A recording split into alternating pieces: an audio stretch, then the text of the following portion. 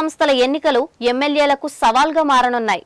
కూటమి ప్రభుత్వం అధికారంలోకి వచ్చి 2 ఏళ్లవుతుంది. అయితే ఈ 2 ఏళ్లలో కూటమిలోని టీడీపీ, జనసేన, బీజేపీల మధ్య నియోజకవర్గాల్లో సఖ్యత లేదు.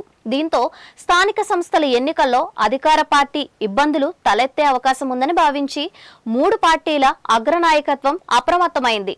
పై స్థాయిలో 3 పార్టీల్లోని అగ్రనాయకత్వం సఖ్యతగా ఉన్నప్పటికీ నియోజకవర్గ స్థాయి నేతల మధ్య సంబంధాలు అంతంత మాత్రంగానే ఉన్నాయి.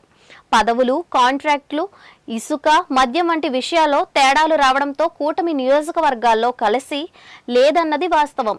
స్థానిక సంస్థల ఎన్నికల ఫలితాలు ఎమ్మెల్యేల పనితీరుకు కొలమానం కావడంతో వారిలోని ఆందోళన నెలకొంది.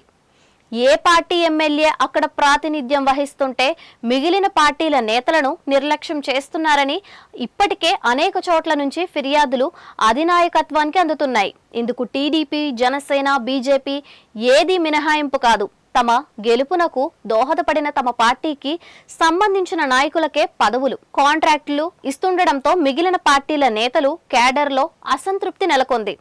అంతెందుకు, ఉప ముఖ్యమంత్రి పవన్ కళ్యాణ్ ప్రాతినిధ్యం వహిస్తున్న పిఠాపురం నియోజకవర్గంలోనే జనసేన, టీడీపీ కార్యకర్తల మధ్య సఖ్యత లేదు. అందుకే అక్కడ టీడీపీ ఇన్ఛార్జ్ బాధ్యతల నుంచి వర్మను పార్టీ నాయకత్వం తప్పించాల్సి వచ్చింది. ఇలా ఉత్తరాంధ్ర నుంచి తీసుకుంటే కోస్తాంధ్ర, రాయలసీమలోనూ ఇదే పరిస్థితి నెలకొంది. నేతల మధ్య ఎంత సమన్వయం కుదిర్చినప్పటికీ ఫలితం ఎలా ఉంటుందోనన్న ఆందోళన 3 పార్టీల నేతల్లోనూ వ్యక్తమవుతుంది. అందుకే అన్ని పార్టీలు జిల్లా, నియోజకవర్గ స్థాయిలో సమన్వయ కమిటీలను ఏర్పాటు చేసుకుని నేతల మధ్య గ్యాప్ లేకుండా చూసుకోవాలని నిర్ణయించాయి.